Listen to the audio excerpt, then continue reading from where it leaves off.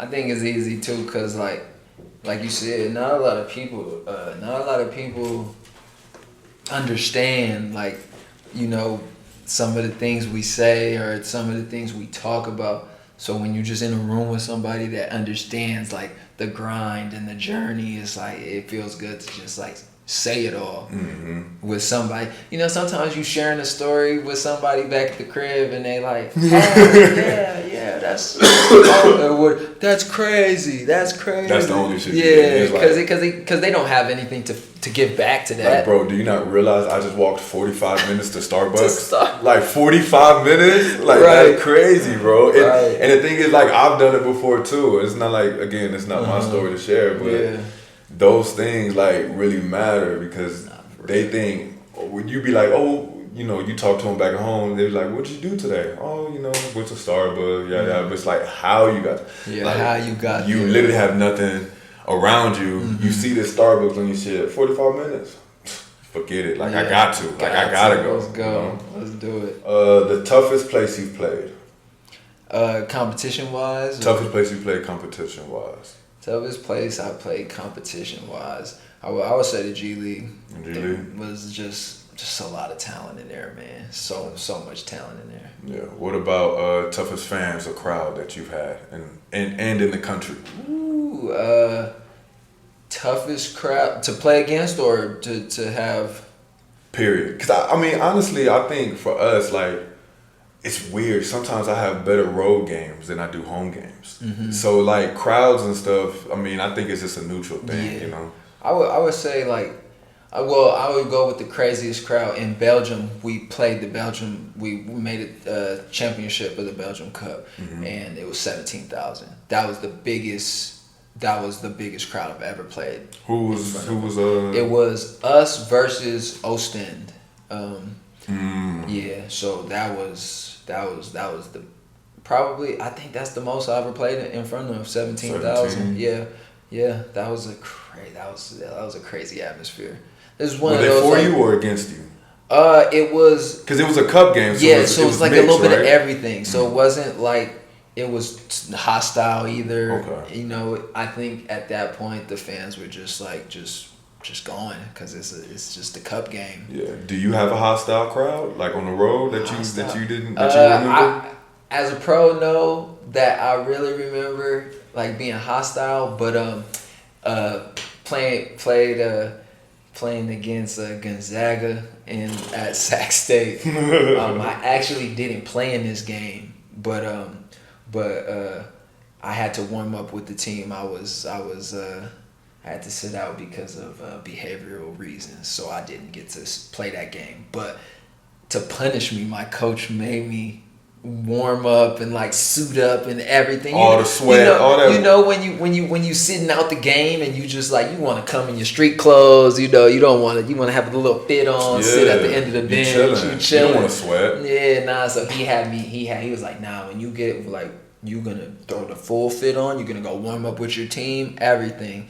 And so I warmed up and during that warm ups like. They screaming stuff at me from the sidelines, like, you know, they on your social media doing research and things like this. So Gonzaga was definitely the most hostile crowd. College. College. Besides gaming, what other hobbies do you have, and how do you stay busy? Being overseas. You already know the kids keep you fully busy. But as far as a hobby, other than video games, because you know that is like my number one hobby. Man, I would. Oh man, shit! I read now that I'm like, damn, do I really just be playing video games? Hey, if you do, you do it. That's right. Okay. It's not a big. It's not a big deal. Yes, I'm trying to feel. I gotta have something I do besides playing video games, though, man. Hobby besides video games. Nothing, because I don't even watch TV shows no more like that. I do. Well, actually, it just always feels like it's in the same realm. But I watch anime, so I would definitely say if you took the video game away from me, I would just sit there and watch anime all day. What's your top 3? On my off time. Woo! Top 3. All right. Top 3 favorite anime. Top 3 favorite. Okay. So the way I want to do this, I have to give you 5 because I have to give you. I have to give you Pokemon because that was the very first one. Ash Ketchum, when I was a kid, had me wanting to be the very best that I ever was. That there ever was. So I can't. The theme song. Yeah. So I can't skip them out. Ash and Pikachu, man, gosh. That's your foundation. That's my foundation, and it's like. And that's why I love like what we grew up with. Cause then I go from Pokemon, I go to Dragon Ball Z because Goku had you in there just wanting to work to be the best. Like these dudes, Ash and Goku was always putting in work to be the best. Facts. And they never was the best. And then they work. And then 10, 15 episodes later, they dominating. And then they reach another roadblock and somebody else is better than them. And then they work. So, yeah, man. Ash and Pikachu and Goku for Pokemon and Dragon Ball Z, like, those are, like, the foundations of anime. But low-key, the foundation of, like, my mindset, Because as a kid, I was Pokemon and Dragon Ball Z all day. When you screaming around the house doing Super Saiyan? Super Saiyan. Like, me and my brother, we, play. Bro, just acting like we in it. Had the action figures going crazy. I was big on the Game Boy with the Pokemon heavy, trying to be the best trainer, master Pokemon trainer, like just man. So, but those two gotta like those are just the foundation, because obviously now I can say my top 3 because y'all know what the foundation is. I don't have to add those in there. I would go. Number 1 for me is Attack on Titans.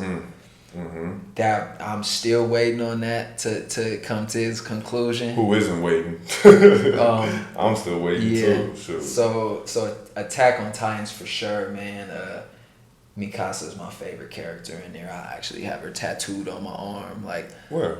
She's right here. She's right I didn't even know that. Yeah.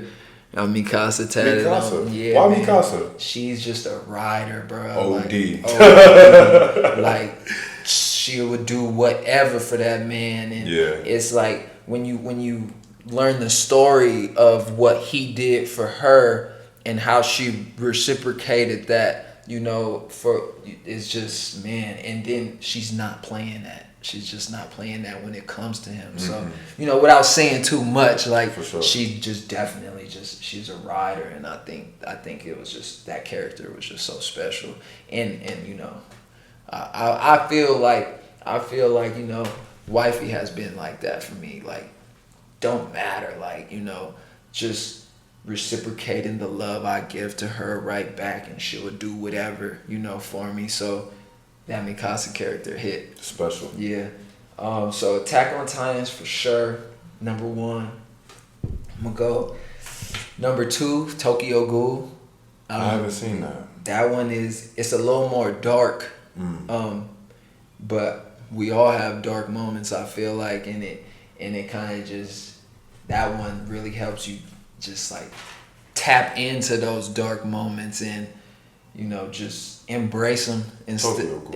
Tokyo Ghoul, man, it's a good one, bro. Because doesn't he have like a red eye or something like that? He has the eye. Basically, he's half human, half ghoul. That happens right away. So he and he just kind of tries to navigate this new life of him being like half and half, and the ghouls are obviously not accepted, and they have their own society. They have to hide, is why they wear the eye patches and things like this. But yeah, I mean, it dives way deeper into, anime is like the messages that are on there and the things that they dive into through this art style of animation, bro. Is for me, it's crazy. It's a lot deeper than the regular actors and stuff. Yeah. I don't know. And some it's the Japanese culture too, which I really appreciate. Japanese culture, just how raw raw they are, and how they tell their stories. Could be quirky at times, but like you get it, like you understand what the messages are behind what they're doing, and there's always like a big meaning to it. It's never just like, just to do it. Like there's always a message behind things that they do. So yeah, Tokyo Ghoul was definitely number 2. It's hard because like I like that. That it's like up there with Attack for the 1 and 2 spot. You got one more. And then I got one more. Number 3.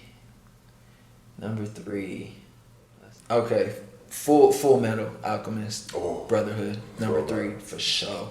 I can't believe I even just forgot about that one. It definitely number 3. That's the movie, right? No, it's a show. It's the show? It's a show. They did come out with movies. They might have came out with the movies, but the show of Full Metal Alchemist Brotherhood. It's you've seen it, right? I've heard about it. I haven't seen it though. Yeah, well, really, where it hits for me is it's 2 brothers, and I had 2 brothers, so there was 3 of us, but just still that brother like aspect of it, I just loved it, man. Just 2 brothers, just common goal, just taking down whoever, you know, and just the aspect of them like riding for each other as brothers, like, you know, it was that one. I really rock with that one. So yeah, 1, 2, and 3 for sure. Where's a must-see spot that people should visit overseas that you've seen? I'm gonna be hypocritical because I was in Egypt and my lazy ass I was like 15 minutes from the pyramids, and I was there for like a month and came back home. And people was like, well, so how was the pyramids? And I was like, I ain't gonna see that shit. But I was going back. Yeah. So I knew I was going back. But you know how it is. You get the off days and you like, man, I don't want to waste my off day. Like, a trek on the pyramids and like you know, but eventually I did get up there to go see them, and it was dope. We had like this tour guide, and I think he really made it something for me because he was just giving all the information and giving all, you know, just all the history. And, you know, it's one thing when you just go and you see it and you're like, oh, like it's hella big and how did they build this? But then like, you know, the guy's just like spitting knowledge about the whole thing. And now you're thinking like, damn, this is like, you can't even think this far back how long ago they did this. And so it was actually like a mind-opening experience. And then I like, and he was the dude was cool because, you know, I to ask him like what, throw in the conspiracies and like this thing, and he entertained it fully, you know, so it was cool. He gave his little spiel about it. But I would definitely say out of everywhere that I've seen, I think if I had to tell somebody like something I saw that they need to go see, pyramids. Egypt. Who do you model your game off of and why? Allen Iverson, for sure. He was just my favorite. I had the old school VHS. You pop it in and instantly what you hear, that dun dun dun dun dun dun dun dun. The old school NBA, like that logo that it had, like love this game or something, whatever it was back in the day. But I used to pop that VHS in, and it was the new stars of the new millennium. So I think it was just like 2000. So they were going over like all the new dudes, and it was Allen Iverson, Grant Hill, Kevin Garnett, Vin Baker, like just all the new Stephon Marbury, all the new guys for the 2000s, and the Allen Iverson, like he was the one that stuck out to me every segment. So like as I would start to pop that VHS in, fast forward to, you know, Allen Iverson's little segment, and I just loved the way he played. I felt like I was similar to him, like with the size, like so. Like Michael Jordan was always like I'm just like, it's Michael Jordan, like he's the best. But he's 6'6", you know, long arms, big hands. Like I just didn't feel like I could model my game around him, even though he was kind of like my favorite, like my GOAT. Yeah. And then when I found that, like, just got a hold of AI, and I was like, that crossover is crazy. Like, the heart that he puts into the game, like the way he just, like, defense, just dove on the ground, like, just did everything. I just loved AI. So it was AI. And then being from the Bay Area, you know, big time Warriors fan, you know, from back in the day, we're garbage, you know, so like, but we never really had anybody that I, like, you know, really would be like, oh, I like him for real. Antoine Jameson, but he was not, again, like my kind of who I would model my game around. Mm-hmm. But then we got Monte. And Monte Ellis was kind of like my Allen Iverson 2.0. Like, it's like AI, that's my favorite player. And I'm like, and then on the Warriors, we have our version of AI, you know, Monte Ellis. And so I used to watch AI and Monte like crazy. So those are my two guys. Sweet. Last question. Would you rather watch NBA basketball or overseas basketball? Like, what's your preference? Your style, like NBA. NBA. And I know a lot of guys, like, especially because, like, we're in this profession now of overseas, like, they appreciate, like, you know, watching the, I don't really watch the EuroLeague stuff. Not that I don't like it or anything, but my love from the game came from watching the NBA. Nice.